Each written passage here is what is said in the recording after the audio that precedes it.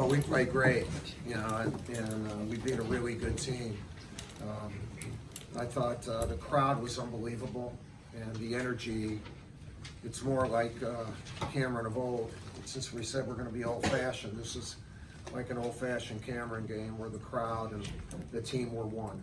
And during that magical stretch in the second half where everything was going nuts, it was just nuts. You know, Mike, Ray, and I are obviously really close, and a number of the banners that you see up here, he was my Final Four coach, assistant coach. While he was here, we just went to Final Fours and won 2 national championships. So after the game, he said it was like pickup, you know, for a while. You know, we just hit everything. But they were playing really well in the first half, and I was proud of my guys because we were ready to play. Sometimes after a segment of the season, like we won those 4 hellacious games in 9 days, and you can take a deep breath, and then all of a sudden you're not there. And our guys did not do that. They practiced well this week, and in the first half, I thought we outplayed them for about 13 minutes, and they outplayed us for 7.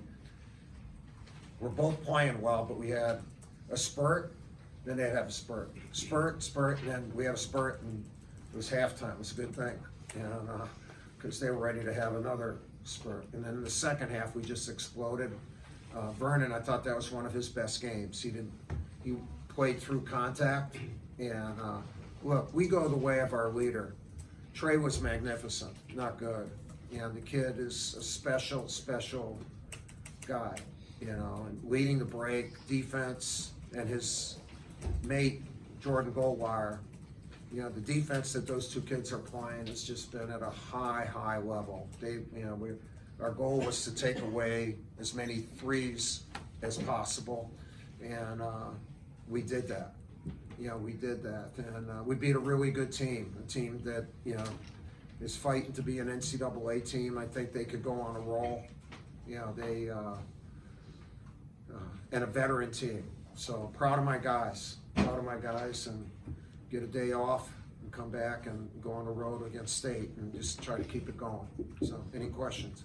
Mike, what do you think it's going to take for you guys to be able to consistently shoot from the outside like you did tonight? Well, no one's going to be able to shoot like that. You know, for that period of time, that was crazy. You know, that's not coaching, or how are you going to do that again? I know. Basketball guys, will you let us do that again? I mean, it's not a matter of us calling a play or whatever. I do think that it takes a point guard to play with the verve that Trey does, because then our guys feel it, and then the home crowd, because that combination, like the music was just right. The conductor, the music, and then all of a sudden the dancing was terrific. And but, you know, and we want our guys, when they're open to shoot. Our bench did not help us in the first half. We got zilch. That means nothing, by the way. We got nothing from the bench, and we said that at halftime we're going to need, and all the guys. This has been a great group. While I'm saying that, they said, "We got you, coach. We'll be there." And when we made those subs, boom, it just exploded. Thank goodness. And crazy, just a little bit crazy. There was a point in the first half when it was really close. There was a timeout. You guys rip off 4 straight scores, have 2 turnovers. Did that help going? Yeah, but it was a spurt half. Yeah. And when we went to the bench, when we came in, and they didn't talk on defense, because when we went to the bench, then we're going to switch 1 through 5 because Jav can play that. But when you switch, you got to yell, switch. Yeah, that's a key thing, and switching. And we didn't do that, and they're good offensively, really good, and they took advantage of it. And in the second half, our defense was outstanding, and it starts with those 2 kids, Trey and Jay Gold. Mike, a couple of you guys said that a key part of the game plan was to take their legs away from them. Can you elaborate on that a little bit? Well, we have more depth. We play at a quicker pace. I don't know if we did that or not, but we have good legs. You know, we're in really good shape. And the way we've done the whole season is to play a lot of guys, so we can stay fresh. And the thing Vernon did today, he played through tired, where you couldn't sub. Like, it's the end of a clock, you know, the 4 minute went to 5 minutes. And sometimes during that minute and a half or so before a whistle or the timeout, he that's the next step for him, and he did that tonight. So they don't play at the pace we do. So part of it is being able to, if you're run a mile in 6 minutes and we run a mile in 5:15, let's run the mile in 5 tonight. But in order to do that, you got to play defense. You got to play defense. So that's been part of our strategy all year long. So tonight's not any different. Against Carolina, well, who was running that game? They were. So they turned the tables on us, and but for the most part, we've been able to do that. Mike, Zion comes in, the building goes insane. What was it like having him back tonight? I haven't talked to him, so I just saw him smiling, behind the bench, and with Quinn, two of the great smiles in the history of Duke basketball, those two guys. And it says a lot. One, that he came back, that they come back. Tyus is here, and I don't know who else was here. I'll find out when I go back. But for Zion, he played last night, and I love the fact that they want to maintain their relationship with this great university, and that's one of the reasons they came here, not just to play, but to be a part of it and to get that welcome. That helps.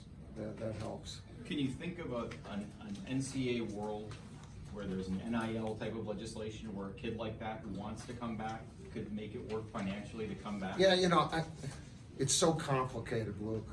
That's why it's tough for me to see everything. And I'm an entrepreneur. I'm not a bureaucrat. So we're asking bureaucrats to see. You know how difficult that is? And so it really doesn't make any difference what I see. What I would do is meet so I could understand and then see properly.